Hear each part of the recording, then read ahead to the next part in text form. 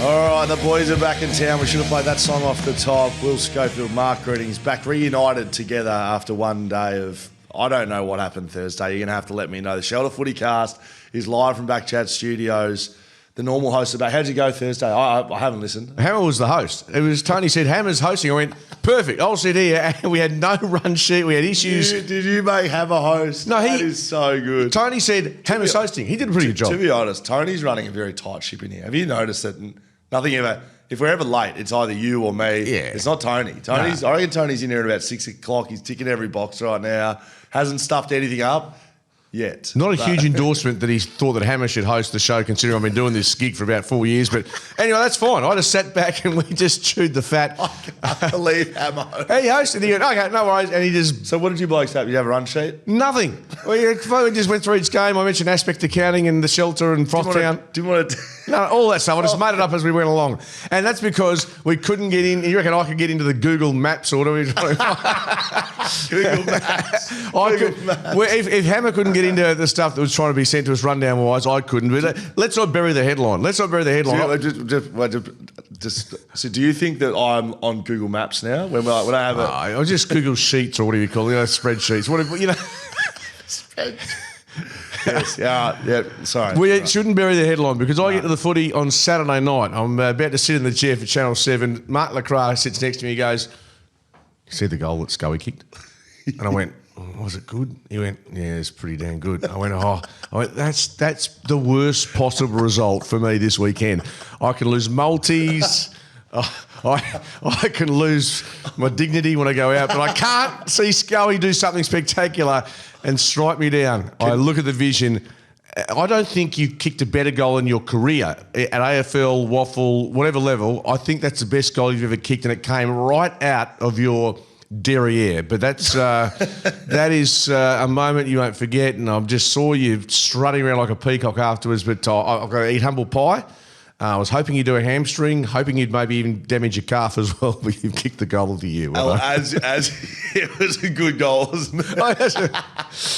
There was lots of things I thought of when I kicked that goal. One of them was, geez, Skeeter's going to hate that. Going to hate it. I'll give you a rundown in a second, but what I thought, and I'm just thinking of this as we go, can you just watch it on the phone and call it? Can you do a little Mark Readings like play-by-play? Can you just call it for me? I've only called 4 games last weekend, so let's... Yeah, we have. It's the third one along. Yeah, I think I'm smart. Right outside that one. Yeah, I think I can do that. Boundary throw in, forward pocket. Schofield takes clean possession out of the ruck, swings it around on his right boot, 35 out. Don't tell me, oh my word, what a goal, the best of his career. Will Schofield, he'll never do that again. He's never done it before, and they come from everywhere, and it's well worth the 10K cash he got to come to country Victoria. Is that okay? Well, you asked for it.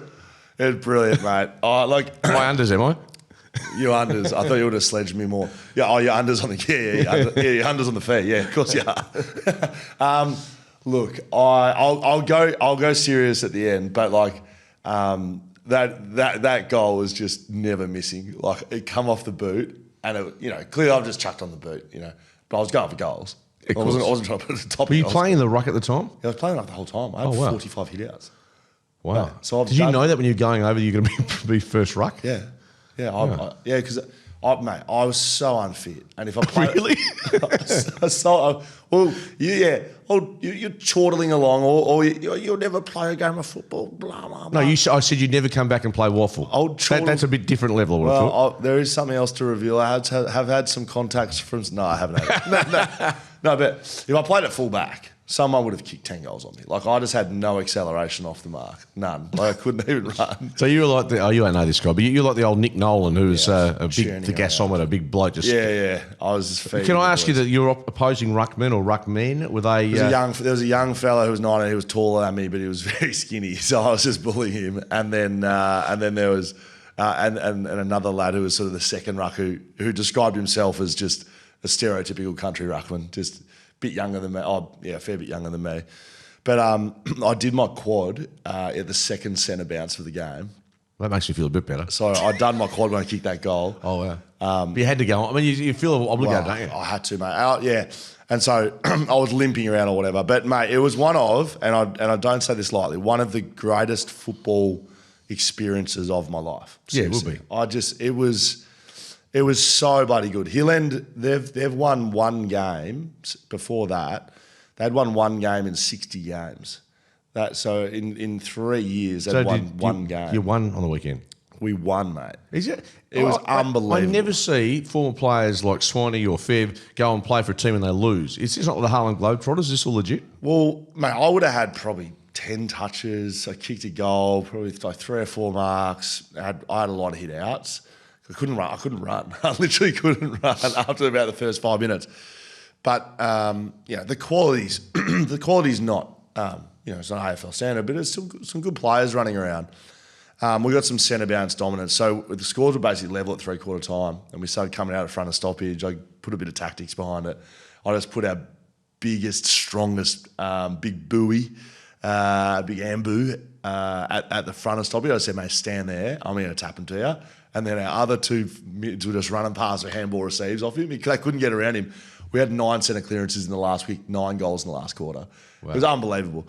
But there's a lot of people at that football club, Hill End and Grove Rovers. What are they called? The Hill End and Grove Rovers. Wow. It's Hill End and Willow Grove. They're put together. It's in between Moe and Warrigal. I know there's the Moe and Warrigal race courses, but that's about all I know. Yeah, correct. It'd be through there. Mate, there's people crying at the end of the game. It was a proper The community footy, that sort of level of footy is terrific, and it's good for the soul, and you've got a couple of tins afterwards, and it's just good fun. Yeah, it was a couple of tins, no doubt. But mate, I had beers getting run out to me. It was just unreal. And not much more could have gone right. Like to kick that goal, to win the game. We had like young kids playing well. We had a kid who kicked 7 in the under 18s in the morning at 7. He came back and played C's. He kicked 5 for us, best on ground, gun, like genuine gun. Darcy, mate, it was just awesome. I loved every bit of it, and I just the sprinkling on top was that Skeeter had to watch me do something good on the football field. I told you I still got it, mate. It's not that hard to kick goals. It's very easy, actually. Just whack it on the boot, kick it through the big ones. Jesus, it's not that hard, Skeeter. Oh, Can you just admit to our audience, I still have it? Can you say, no, Scully, you've still got it, Scully mate? does not have it. What do you mean? He had a moment, a bit like... Well, could you have kicked that goal? No. Right. But doesn't mean you're back. You are still an old has-been. You don't have to say I'm back. You just say, no, you've still got it, Scully. Okay. Scully, you still don't have it. You are a has-been very decent player who won a premiership for what it's worth. A long time ago. I'm a good bloke at least. Well, that's also being debated as we speak in court. Excuse me. All right, so that's enough of that, or should I just... No, we got to get a day of productivity. Well, we've got a fair bit to get through today, Skeeter. So because you two very much appreciate you chopping me out on Thursday, but you didn't run a very tight ship. No, it was a very loose ship. It was like Gilligan's Island, trust me, SS Minnow. So we're going to give away is the footy better with Hazy's winner, which I have a little bit further on in the show. We got a very special announcement about the BackChat Ale. The BackChat Ale is back, so stay tuned. We're going to be talking about that later on. We've got a new sponsor on today's Skeeter. We'll be getting through that a little bit later on in the show. The Heyscape Escape of the Week. We're just turning into like a 6PR footy coverage where we've got more sponsors than actual teams. Well, Skeeter, you can't buy jackets like that, mate, with no money. So got to get some dollars in the door, Skeeter. But our partners, as you know, Skeet, like Shelter and Heyscape and Aspect Accountants, are very important to us. So we've got a bit to get through, so let's get into it. Let's get into the big moments of the round, Skeet. Look, this one came out of nowhere a little bit. Jack Graham, 4 weeks for a homophobic slur against GWS last week. I thought, that's a big story. 4-week ban a day before the team or the day of the game. It's pretty significant, isn't it? And look, you go back and you look at the suspensions that have been handed out to the likes of Jeremy Finlayson. Off the top of my head, Tex Walker. That wasn't in-game, of course, but there's been 2 or 3 cases, and I think it was a player from Brisbane, just from memory. The penalties have been sort of, each time that happened, went 4, 5, 6 weeks. So this has been described as self-reporting. how that plays out, I'm not sure. Whether the clubs, as in the Giants, have made a behind-the-scenes complaint, I'm not sure. But end of the day, 4 weeks, and that's where it's landed. Of course, a lot of the talk off the back of that has come from the AFL giving Willie Rioli 1 week for the death threat issue. So people are trying to marry that up. End of the day, I think the AFL has been pretty firm for the last 12 to 18 months on where they're sitting with this. Yeah, but we and you definitely don't need to be the judge and jury over this one. I said this when the Willie Rioli thing was happening. Where's the line here? Because we can't have incidents that happen and then suddenly, oh, well, here's the line. Like now it's this is a 6-weeker. I don't think it's very clear between what's being said and who's being discriminated against and where the disrespect has been shown. I don't think it's very clear to anyone where is the line here, because it seems blurred. And if the AFL, treat it as a case-by-case basis, and we're going to go 1 week here and 4 weeks here and 10 weeks there, clearly the way to not get suspended is to not disrespect anybody. Well, but the homophobic slur cases, there've been a handful now. So I think the consistency is you're getting suspended, and the question is the time out of the game. As I said, alternatively, people are asking the questions about the Willie Rioli case and how that plays out. That's an unusual one, to be honest with you. There's going to be more along the Jack Graham case than what you'd see from Willie. But if you're going to go hard, go hard. If you're not going to go hard, do that. Don't go in the middle between wishy-washy and some are handed different than the others. Do you think 4 weeks is hard or not? I think 4 weeks is hard, yep. And so they do that. That's good.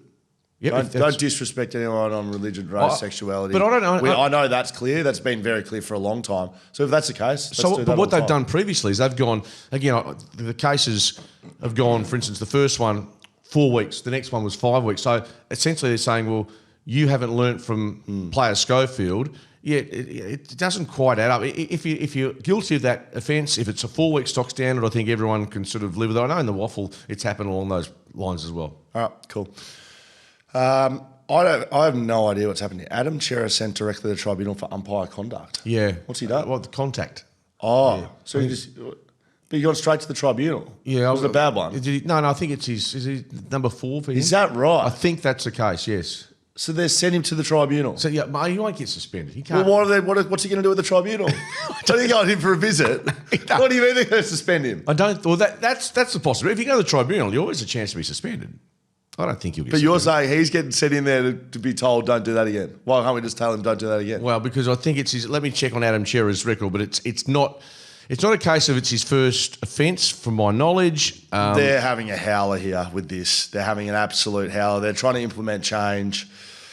They're trying to stamp out, I guess, what's happening around contests with umpires, but this is the wrong way to do it, in my opinion. I think they're having an absolute stinker there. Sent directly to the tribunal. Sort it out. Either ban him or don't ban him. Don't throw it into someone else's hands. I think that's a joke.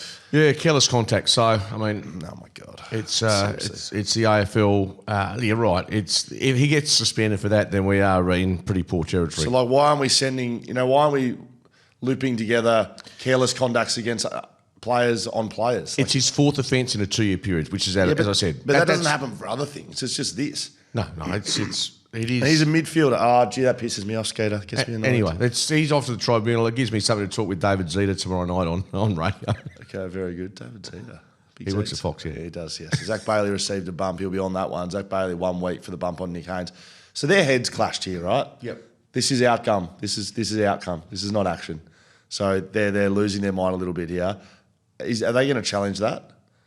I'm not sure. You know what? I'm always happy to fall on my sword a little bit, unless I'm being a sword, and then I'll just continue to talk about how good myself is. But I reckon a week for this. I know there's been a fair bit of kickback on it. I don't hate it.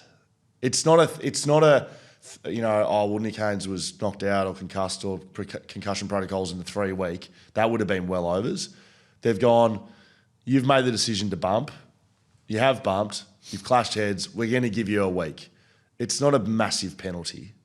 And I think that's probably more in line with a better call than maybe what would have happened early on in the year. I'm more interested in what's going to happen to Tristan Cherry with the incident involving Tom Sparrow when it comes to... knocked him out, didn't he? Knocked him out, but you looked at the incident. It looked innocuous. It didn't look any malice there. So that's obviously Max Gawn and Melbourne got really fired up about it. I'm not saying he should be exonerated, but I think it's a really interesting case. The way, if you looked at the replay, if you had a chance to do that, and to me, was it a trailing arm? Was it careless? Obviously careless. So he'll get time. He has to get time. I would have thought. Well, most likely. But yeah, I'm just fascinated to see how that plays out. But yeah, I'll wait for Michael Christian to go to work on that. I've called a bit on the tribunal. I think they're actually getting most of it right at the moment. So okay, that's good to hear. That saves us about 15 minutes. I'm gonna. Should we watch my goal again? Just two questions about the season to ask you, Skeeter. They're at either end of the ladder. So West Coast are now 3 games back from Richmond. Are they guaranteed to finish last on the ladder? I can guarantee you they're finishing last, yeah. Great, very good. Well, they could win this week against Richmond, but that still leaves them 2 games and maybe a percentage behind. So you'd have to say they're locked in for the number 1 draft pick. Oh, that'd be very prohibitive odds, yes. Okay, good. It wasn't really a discussion point. I'm not trying to lead you into anything. No, they're the worst team in the competition, full stop. Perfect. And then the other end of the side of things, which teams can win the flag, do you think, where we are? Are we 6 weeks out from the end of the year? Yeah, okay. I mean, Collingwood, Brisbane, I'm going to throw the Giants into that mix. Yeah, great. So obviously anyone in the 8 can win the flag, but I want you, yeah. Yeah, well, I don't think anyone inside the 8 can win the flag, to be totally honest. Can't win the flag. Yeah, I'm not sure. I'm not sure all 8 teams. Yeah, great. So Collingwood, Brisbane, Giants. Giants. I mean, Adelaide. I'm still not saying they can win the flag, but gee, they're showing some form. I'm just asking for a yes or a no. Do you think they can win the flag? Who? Adelaide. No. Geelong? No. Gold Coast? No. Hawthorn? Yes. I'm actually aligned with you there. GWS? Yes. Freo? No. Don't think Freo can win the flag? I don't think they can win the flag. Bulldogs? No. Just because no. So you think Collingwood, Brisbane, GWS, down to 3? No, I said Hawthorn as well. And Hawthorn. As a positive, there's 4. I mean, you can't put them all in there. So you think Hawthorn can win the flag even though Freo beat them?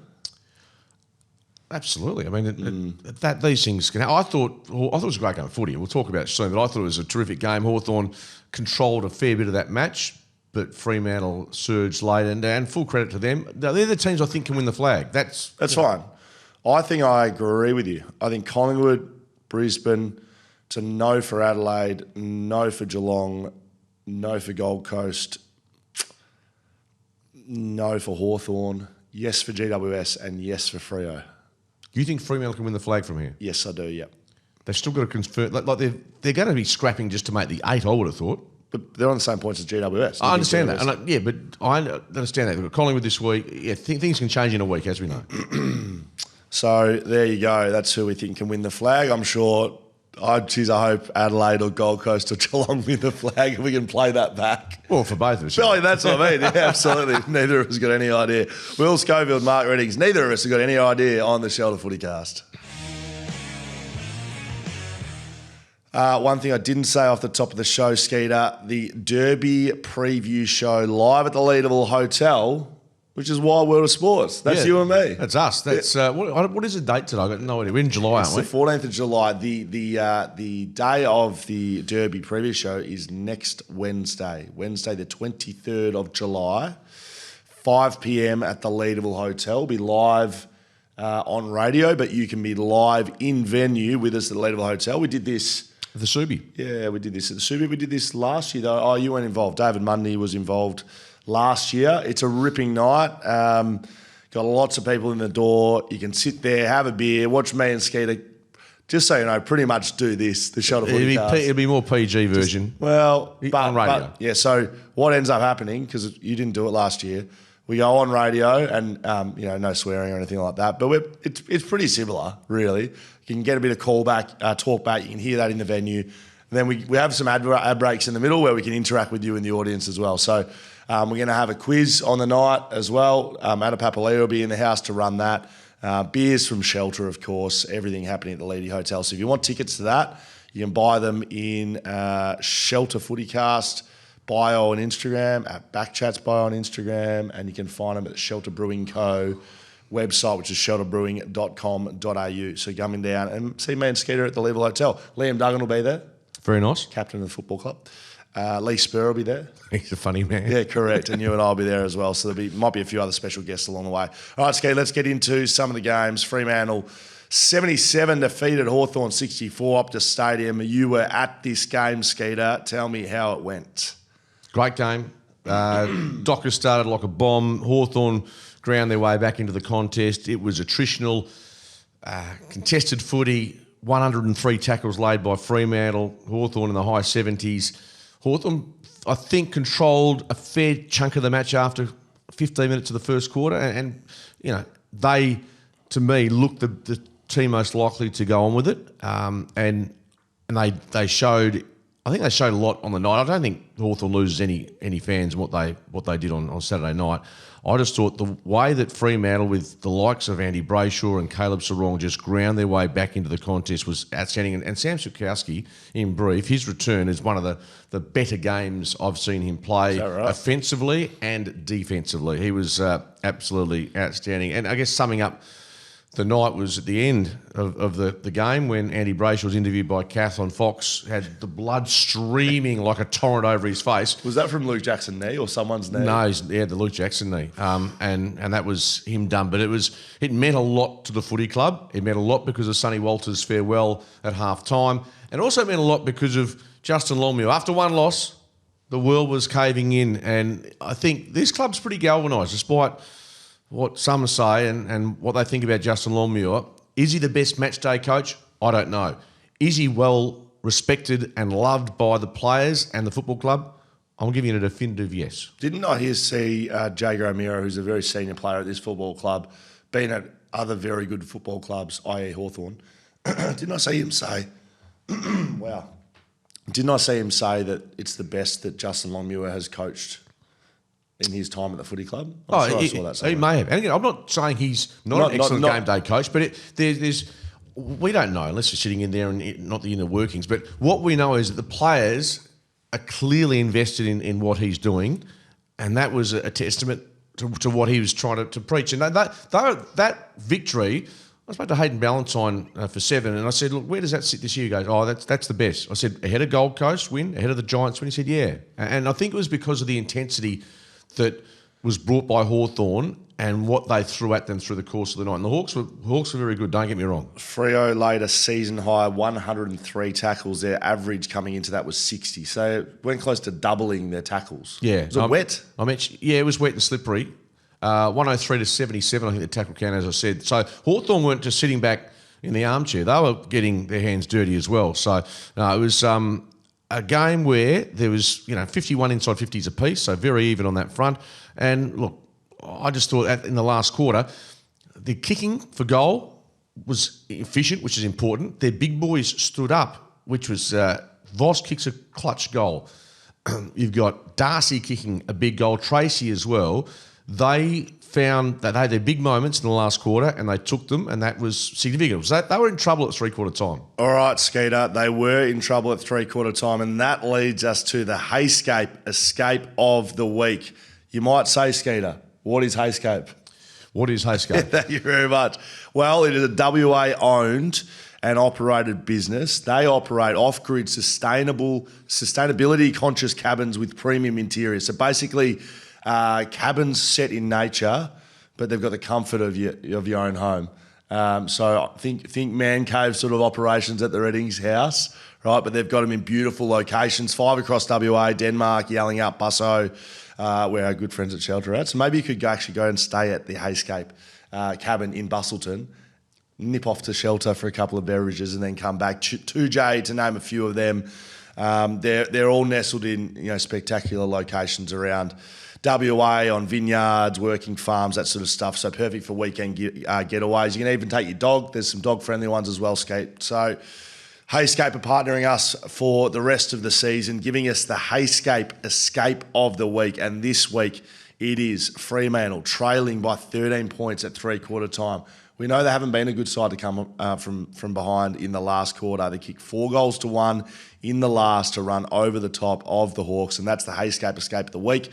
If you do want to get involved and help out our partners in Heyscape and go and get yourself a nice getaway, go to heyscape.com.au. So as you said, Skeeter, Voss, Tracy, Darcy, all set shots in the last. Yeah, big results. And I say Brayshaw with 14 tackles, just enormous. The defensive work, Oswitkowski was terrific. Jordan Clark, outstanding. Lots of positives for Fremantle. And we saw about this time last year, the Dockers lose these types of matches. This year, I know they got beaten by 11 points by Sydney. They've knocked over Gold Coast in a tight game. They've knocked over the Giants in a more comfortable victory, but they've won those close games this year. They've won more than last year. Maybe they've learnt their lesson. Maybe they've matured. But irrespective, they're getting the results, and particularly in the last quarter, they showed a lot of steel. Well, that's come from behind against St Kilda to win that one. True. They had to North Melbourne. Were dominant in that game. Exactly. And I know that neither of those sides are playing finals, but a lot worse result would be losing to those sides. 100%. So that's been their footy, and that's why I do think they're a chance of winning their flag. I think they are playing better in big moments. Big moments is finals footy. That's what every final that ever gets played. Doesn't matter how the games have played, doesn't matter how you played all year. When it comes down to a moment and you've got to go and stand up and win it, and that means a set shot from Sean Darcy. Like he's not in the side to be kicking goals per se, but when you get that moment, you're standing in front of goal and the pressure's on and your team's down, you got to go and kick that goal. And they've been able to do it. That's why I think they are a chance to win the flag this year. Yeah, Carl Amon I thought was really good for the Hawks. Big Lloyd Meek, ex-Docker in the ruck, 48 hit out. So I have not... Schofield-like. It was very Schofield-like. You starting to compare yourself to some of the greats. Just call you Simon Madden or Coxie. I mean, fair dinkum. Polyfarmer. Have you shown? You'd probably would you send that to Coxie or someone that goal that you kicked, or you not that? I'm very happy to. I'm sure he's seen it. On social media. I'm sure he's seen it. It was probably up 1 minute after. Anyway, I'm not selling my stocks in Hawthorn just yet. Okay, you still rate them very good. A couple of fans on Instagram give me some feedback. They look good when they play attacking, aggressive footy. Look very average at times about Freo. That's from Hendo on Instagram. And a gutsy win that one, fingers crossed for a top 8 finish now. So I'm giving it a chance to win the flag, but they've still got to finish top 8, Skeeter. So we know that. As we continue on, Skeet, Port Adelaide 87 defeated West Coast 61 at Adelaide Oval.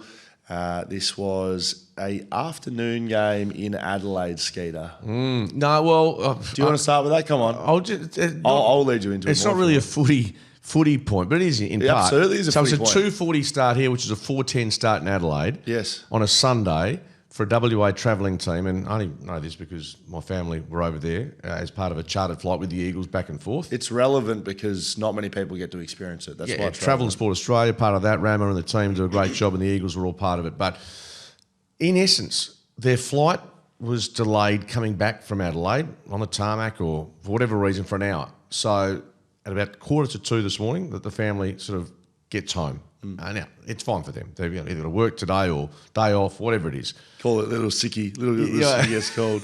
But 1:45. So that would be no different to any of the players who get back quarters. I know this is normal for you to have delayed flights. No, this is brilliant hearing it from someone else. But it's just, it puts into context how you start the week as an athlete, I think, how you start the week as an athlete behind the 8 ball. And not being able to get, obviously, to bed till maybe, or to sleep till 3 o'clock or whatever. Then I assume today would be a recovery day, as in go into the club. They'd let them sleep. Yeah. They would have called off anything they had this morning. Because of the delay or just in general? Likely it wouldn't have been there in the first place, but if there was, they would have said, don't worry about coming in, boys. Yeah, my point is, at the back of this is, I understand the fixturing is difficult, but to have a WA team playing either at 4 or 5 o'clock in that sort of space on the East Coast or in Adelaide, which is still 2.5, 3 hours away, and then you've got to fly back. I just think on a Sunday, that is, why can't you have an Eagles game or a Dockers game on the East Coast earlier in the day? No, Skeeter, be strong on that, mate. It is a disgrace that into a 6-day break, which is what West Coast coming into, and the travel that they have, to have them playing in the last game on any day, even if it's a Saturday to a Friday or whatever it is, to have West Coast having to get on a plane, travel back, cop the 2 a.m. finish is a disgrace. The AFL don't give a shit. They go, oh, we'll try our best and we'll try to do the Kangaroos deal and we'll give you a couple of weeks at home. How hard is it to do this? Just listen to this. How hard yesterday? And I've just looked at it then. Melbourne, North Melbourne started at 11:15, which is 1:15. Have that as a late game. Two sets of players can then drive home to Albert Park or to Hawthorn, wherever they live in Melbourne, 35 minutes later. Have that as your late game. St Kilda, Sydney, that was at 1:20, I think, to lead into the news for 7, because that's the broadcast, get their corner. Have the Eagles game, the early fixture, which is about 1 o'clock Adelaide time. I'm assuming then you can get home at a decent hour. Yeah, so Fremantle cop this as well, Skate. So this isn't a West Coast thing. This is a West Coast of Australia thing. Yeah, but this is what literally it's about. And so you think, they're in Adelaide, so they get a bit less travel. It doesn't matter. You're getting home into your own bed. They'll be on 2 a.m. in the morning. So today's cooked, right? So you lose a day there. I'm cooked and I just got woken up by them. You grumpy Skeeter. So today's cooked. Tomorrow is a recovery day, really. You're doing a vision tomorrow probably, maybe not today. And then it's Wednesday and you're playing Saturday. Your main training is on Thursday. So you got like a day of training. It's just... And so when you've got ex-players, and I think Jack Graham mentioned earlier this season that the travel, the training times, or the volume of training sometimes isn't as great for the West Coast Eagles as it was, say, at Richmond. There's probably a reason behind that, which you've just articulated. Well, if Richmond played it, just say that game was in Sunday Arvo in Melbourne, Richmond would have driven home to Albert Park or wherever they are, and they'd be training Monday morning. West Coast are barely getting off the plane, and Richmond are training. Waking up. No, I 100% agree. But you're right. It was only brought to my attention because of the delayed flight. That's why charters generally, you're hoping you're getting in and out as quickly as possible. But it's just dumb. It's dumb scheduling, and the AFL doesn't care. They don't care about West Coast or Freo. They just hope for the best. They do their best, but they don't really care. Eagles, very good start. I think it was 6 goals to 2. Led by 25 at quarter time. They did a lot right in that opening quarter. Very, very much a case of we've seen that type of start. I think against Brisbane was the game that struck me.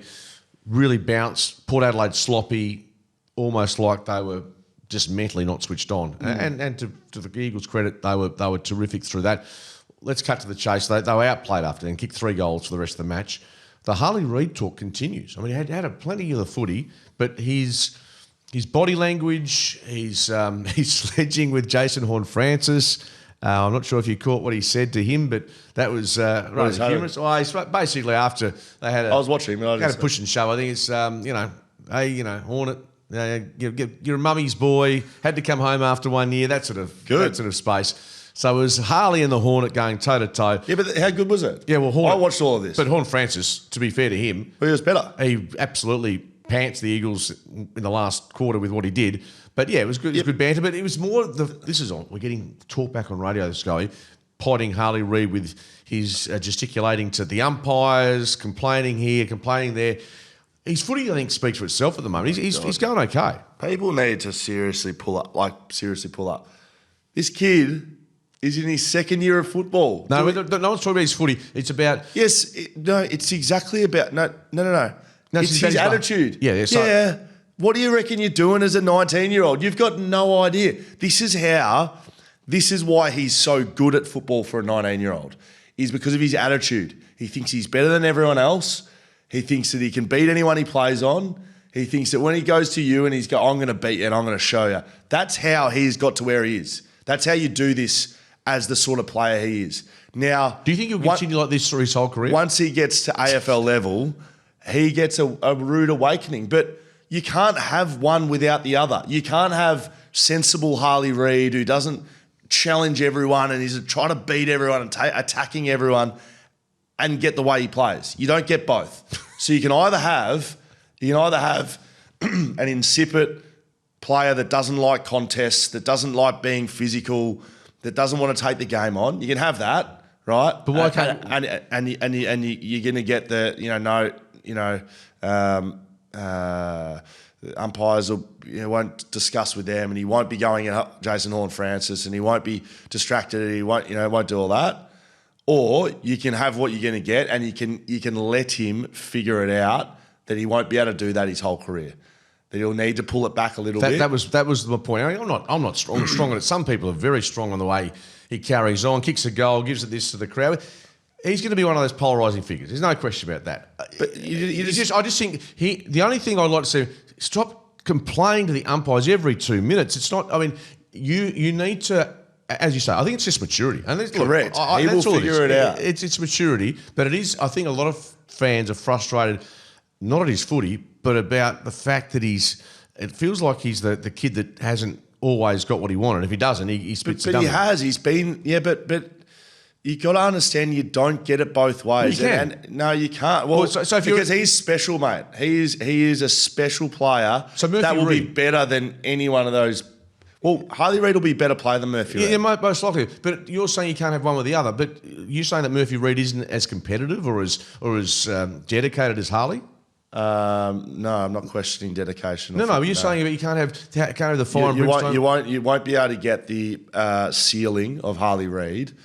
Without that edge. For him in particular, he is playing on the edge, and right now it's over the edge. And he's going to learn his lessons. Yeah, mate. when you say clearly it's over the edge, I'm not arguing with you. I actually didn't he have like game high clearances in 26? Exactly. Yeah, seriously. He's doing his job on the field. Can he tone it down a bit? Absolutely, he can. But no, I'm just saying the feedback on radio is they come for him, and a lot of them are Eagles supporters. Embarrassing from the Eagles supporters. Go and have a look at your own backyard. Think about what you're doing with yourself. Seriously, pisses me off, mate. And the more I see of it, the more I'm like, I'm going full player here. I still think that he needs to find that right level, which the right tone, which is probably at times doesn't help the team at times. Didn't we see Horne Francis not very long ago abusing his coach to his face, and had to be pulled away by his leaders? He'll figure it out.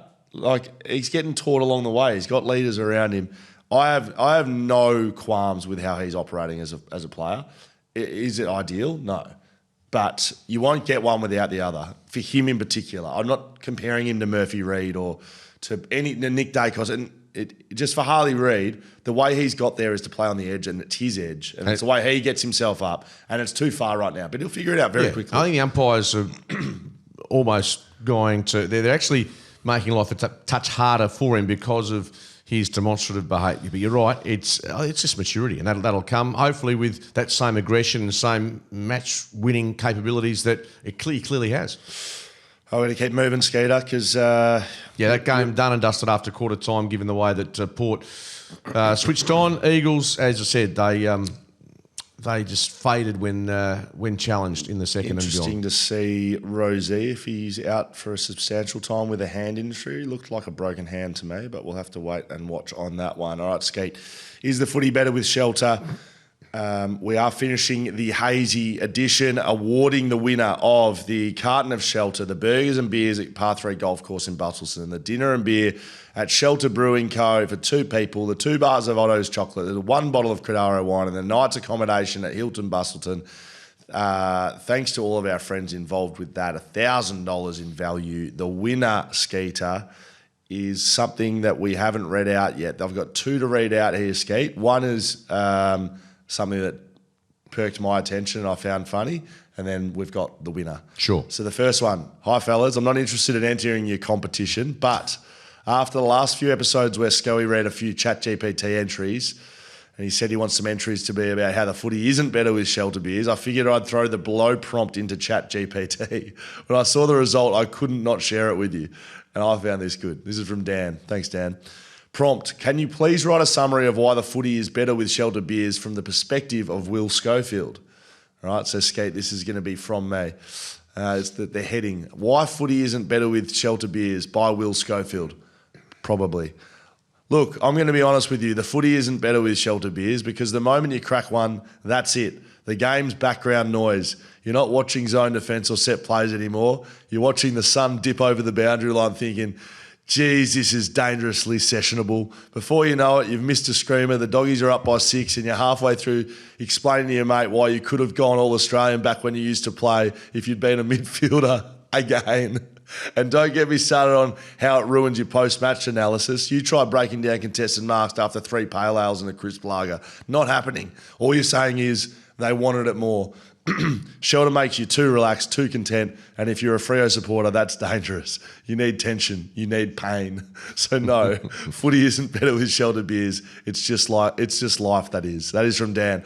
All right, the winner of the footy, if the footy is better with shelter, is our good man from the United States, Skeeter. You might remember Dingo Kirkwood, who sent one in 2 weeks ago. Well, he's given us an update, Dingo. So this is Dingo. Remember Dingo? Oh, With yes. Big bushy beard. He's been down to shelters. He's been travelling around Western Australia from the States. Guys, just got to say the Hazy IPA didn't go down too well with the footy at Optus because it wasn't sold there. You guys need to really get on that ASAP, Shelter. However, the Hazy, the Harvest, and the terribly yummy Stout went down a treat when we visited Shelter Busselton last week, even though we even bought a T-shirt and a hoodie. Anyway, back to Pennsylvania, USA this week via Kiwi Land, and we'll continue to tune into the FootyCast for most of the date and informative news in the AFL. If perchance you consider me a worthy competition winner, my son, who ran us down to Shelter and organised our footy tickets, would love a dirty weekend away with from the kids and with his missus. Dirty weekend away from Would his love missus. a dirty weekend away from the kids with his missus. Oh, man, you just... He'd love a dirty weekend away with the kids.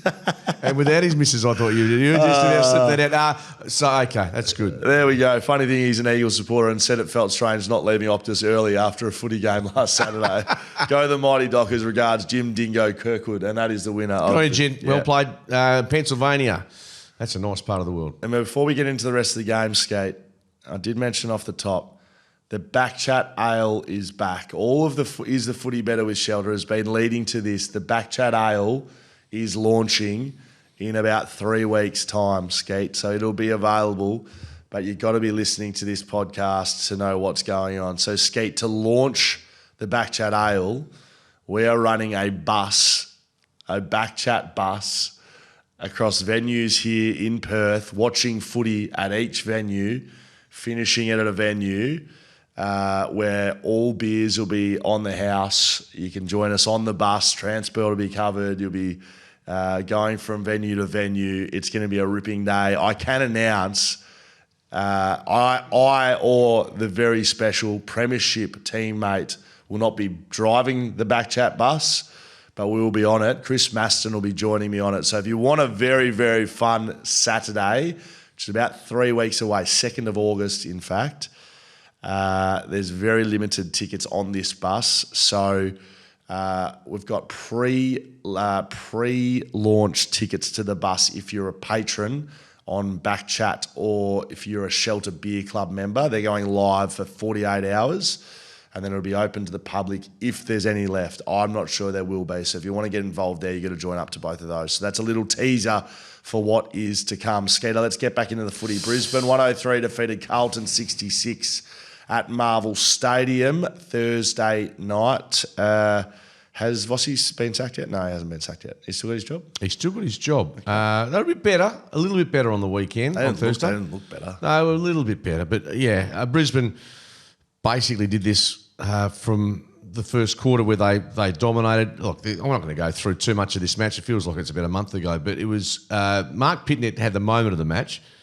After the siren, quarter time, kicked a bomb, a torp, which went about 60 metres, and it was the best moment of his career. So they didn't have anyone on the line. No, no, it was a legitimately great goal from Pitnett. So Josh Dunkley was the inaugural Robert Walls medal winner for his 28 disposals, 13 tackles. Brisbane led inside 50s by 16. They led at every change. Charlie Curnow goalless for the 4th week in a row. Yeah, that's 19 quarters without a goal. He's kicked 0 goals, 9, his last 9 scoring shots. So, look, I called the game, just in brief, I thought he took some good marks around the ground. His field kicking was excellent. But unfortunately, Charlie just had some chances early and botched them. So, yeah, it's a really strange streak of poor conversion from Charlie. I guess it sums up with the way Carlton's tracking. They're putrid at the moment. And Brisbane just ticked that box off on Thursday night. That's about all I can say. Gold Coast 69 defeated Collingwood 63 in a pretty bloody good game, this one. I was lucky enough to watch this. I watched this, Skeeter, at the Tipsy Heifer in Willow Grove, which is the local pub there. The crew, they've done a big makeover down there. It's absolutely brilliant venue. So we watched this one over a couple of looseners on the Friday night before my big game, Skeeter. I tried to keep it within 6 beers, which I've sort of managed to do, I think, that I can remember. So first time the Gold Coast obviously had a Friday night game, but first time they've ever beaten a side on the top of the ladder. Yeah, and that is a ridiculous stat. Yeah, and they kept the Magpies goalless in the first half, 8 behinds. When was the last time that happened for Collingwood? That would have been back to the 40s. There was a long time that. Do you remember when? No, I can't remember that. But it was 6 goals to 8 behinds, essentially 6, 7 to 8, and so the game you thought was pretty much done then. But as we know with Collingwood, last quarter their heroics, they kicked 5 goals forward to 2 goals. So they were challenged. I think they hit the front in the last quarter, Collingwood, briefly. But Anderson and Rao, terrific. Character win, well done to the Suns. Collingwood, I don't think there's going to be too much concern about dropping the points. They'll get some bodies back this week. They'll make some changes for the Dockers. But, yeah, one of the better games on a Friday night that we've had. I don't think it's the worst thing for Freo for the game to have gone how it went. Like, it was a pretty brutal game, I thought, at stages, especially the last half. It turned into a back and forth game. Josh Dacos got put in the middle of the ground, and you wonder, is he being wasted at halfback, given what he was able to do? He had 16 disposals, 10 contested of those contested, 6 score involvements, 5 tackles, 2 goals in one of the great quarters ever. Like literally ever. He kicked 2 goals, 1 out, 3 shots on goal, almost got them over the line. You wonder if he will see more midfield time after being able to do that. It was an interesting one for Collingwood, whether they, to not score a goal in the first half says that they were off. Yeah, well, the goal, that's the first time in the first half since round 11, 2021, they haven't kicked a goal, and their second lowest score in a first half since 2005. Yes. So that says they were off against a good side in a big moment, but I mean, I guess the positivity side will say, well, they've done enough of that to not really worry about it. But I'm not. Yeah, that to me is one that they will park to one side. I don't think it's that great news for Fremantle because it's hard pressed to see them getting beaten twice in a row, Collingwood. But that's unusual. But are they playing at the G? They play at the G.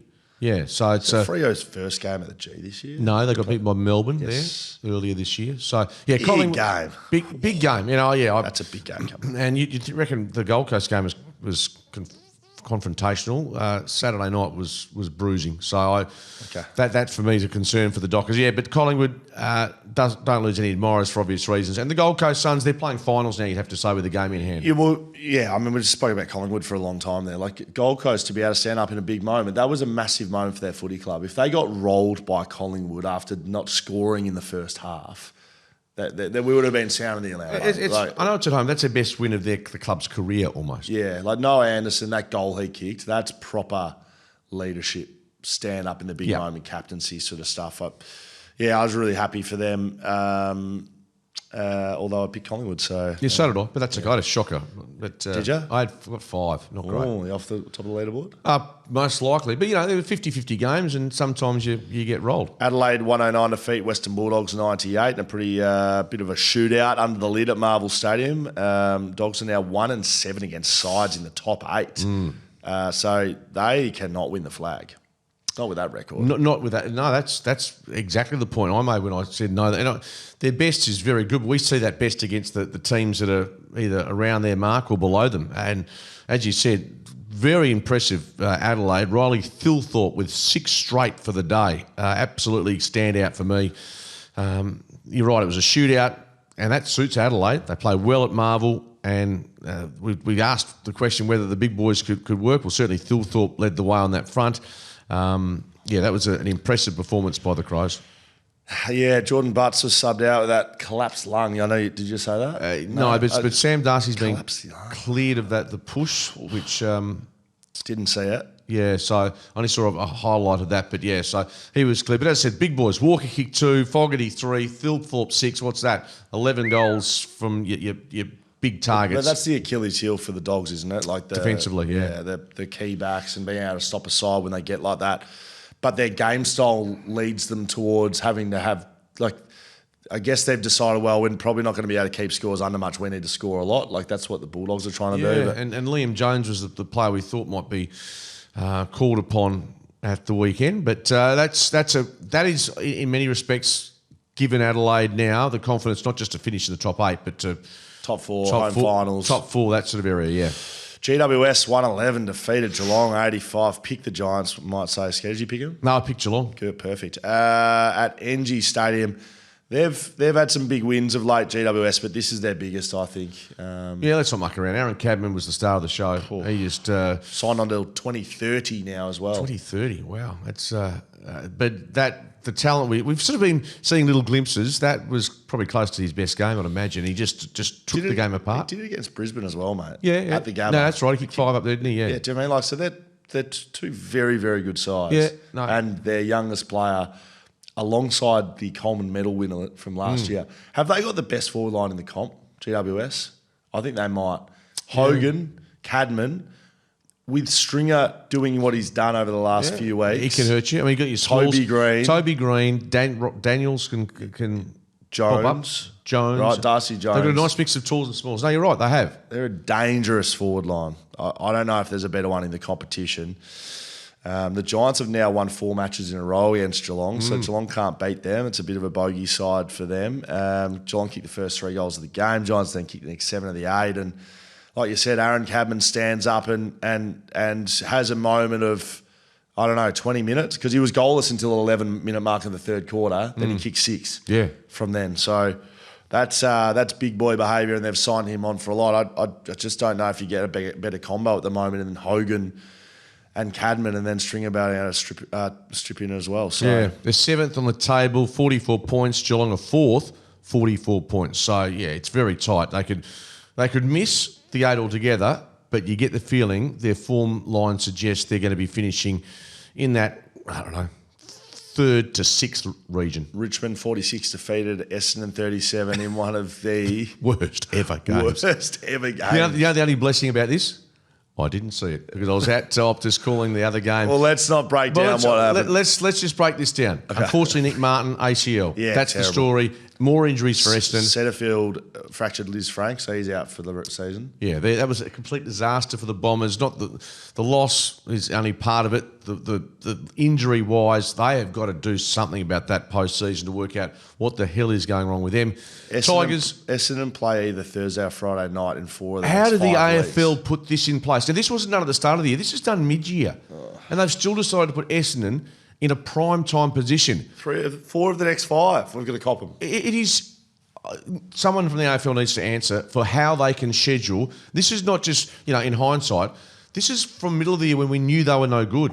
And Carlton also gets a decent look at Thursday night footy. By the way, Nick Floston, I think, is his milestone game on the weekend. Is that right? It was or is? No, it was. 250? Right? Yeah.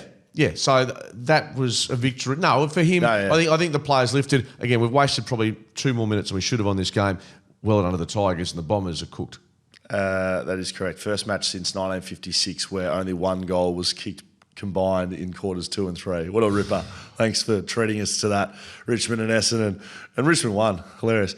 And Melbourne defeated North Melbourne 119-83 in another game that I don't reckon there would have been 10,000 people in Australia. Cold, very cold there, I'm told, and it was a bit grim. North Melbourne got to within 3 points in the third quarter, but they faded in the last, I'm trying to think.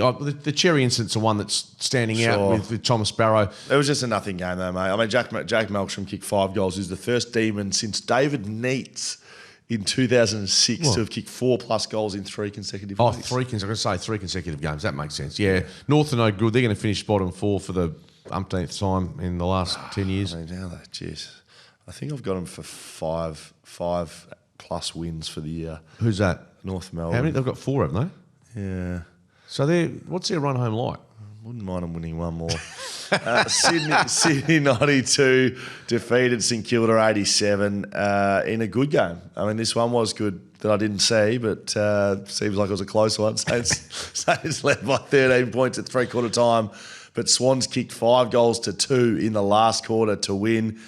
I will ask you, do you think Sydney's footy is good enough to play finals?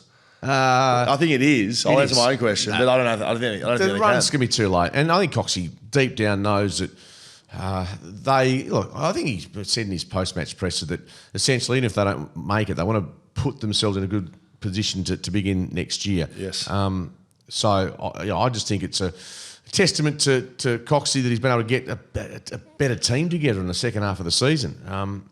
And you know what we saw yesterday, and I saw bits of it as well, is that the last quarter, I think Hayward was very important for them, bobbing up, kicking goals when it mattered. And yeah, the Saints challenged as we expected. Windhager had a day out, 36 disposals. But the bottom line is, I think that the Swans probably had a bit more quality in their team than the Saints. How many games of footy did you watch over the weekend of the 9? About 4 or 5. Would you be impressed to say that I watched 0? 1? Oh, 1. I watched Friday night. Yeah, that wouldn't So we surprise just me. do a show on footy there. And Yeah, no, that's that. I've had weekends like that. I've had weekends where, that's okay. You can't just live and breathe it, can you? I was too well. Maybe just pay some attention. I just had my goal on highlight. I was just watching my goal over and over and over again. Do you think West Coast? This is we're into the question comments, Skeeter. Do you think West Coast have played better away from home this year? If so, why? From Brendan Burks on Insta. I think they've started better away from home, and maybe they have played a better away from home. Why? Geez, I don't know. I actually don't know why. Maybe they've. It's difficult to know exactly what they're doing. Well, just the games that stand out, as in they've started better. Brisbane, Collingwood, Port Adelaide. Yeah. I think that's probably another one. Have they won away from home? Didn't they win away from home? No. Huh? No. One game. Oh, St Kilda here. Yeah, okay. Mate, don't get ahead of yourself.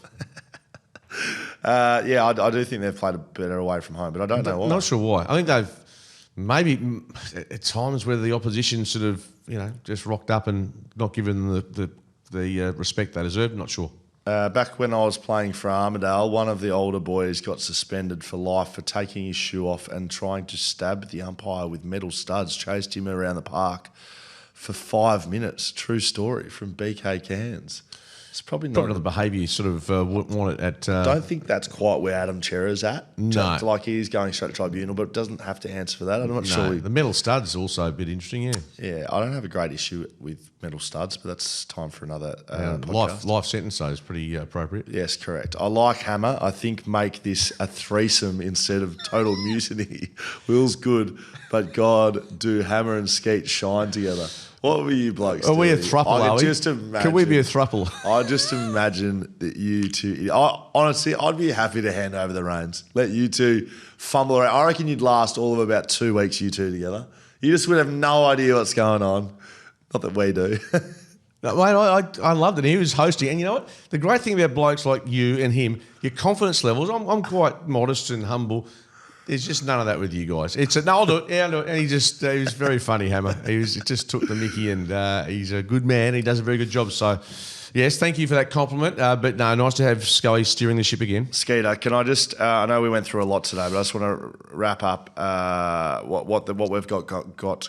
Oh God, what we've got coming up. Can't even get my words out. How long is this and I about? just want. Well, you're involved in most of them, so okay. So I just want you to give me a bit of just a one-liner on these. Yeah, right? sure. Yeah. Derby show preview at the Leadville Hotel next Wednesday, live Wildwater Sports, 6PR, BackChat, Shelter FootyCast, all happening. Give me a one-liner. I'll be home at 7:15. Try and get people down for our sponsors, mate. I can still mix with them for 2 hours. I'm a bit of a nerd during the week. Okay, very Next good. one. So make sure you get tickets to that. We'll see if we can get 15 minutes of power from Skeeter. We got the BackChat Ale bus launch on August the 2nd. Me and Master will be on the bus. I'll be trying to get you. I don't know what you're doing on that day. I'll be doing waffle. Yeah, I know, but we might swing in. I think. Do you know what game you'll be doing? August. There's a game in East. I think Claremont Oval. We might swing the bus past Skeeter's waffle commentary and yell abuse. If you want to get on the bus, have a couple of beers, sure, but abuse or cheer on Skeeter from the commentary box. Abuse is all sorts of stuff. We don't need to be nasty. Okay, very good. So that's April 2nd. You can get tickets to that for the next April 48 2nd hours. Or August? Is it August 2nd? August 2nd. It's a long year. Yeah, correct. You can get tickets to that if you're a Patreon. And what else did I miss, Tony? Did I miss anything else, mate? Don't think so. I haven't been listening. Perfect. I appreciate it. Skeet, I could be done, mate. Been a big weekend. Maybe just finish off by telling me how just a final summary on my goal. No, as I said, it was Just a final one. It was. Was it life changing? It was like watching a fat old bloke somehow walk into a bar. And El McPherson says, "Would you like a dance?" And he said, "Yes." And it just happened. It's just pure luck. Anyway, well done to you, Scully. I'm going to dinner tonight with El McPherson. I'm going to dinner tonight with Gladstone Small, the English fast bowler, going back, mate. Who? He's coming over for the Ashes. Anyone who follows cricket, don't know about Scully. He's living under a rock. Can you say the person again? Gladstone Small. Look him up. He's a very famous cricketer. When did he play? He's in for England. And when? Oh, back in the 80s, 90s. That's okay. You might have been alive. It doesn't matter if you weren't. I'm going with him. You go and live your glory days on your phone. And I hope El McPherson walks into that bar. See you later. I'm out of here.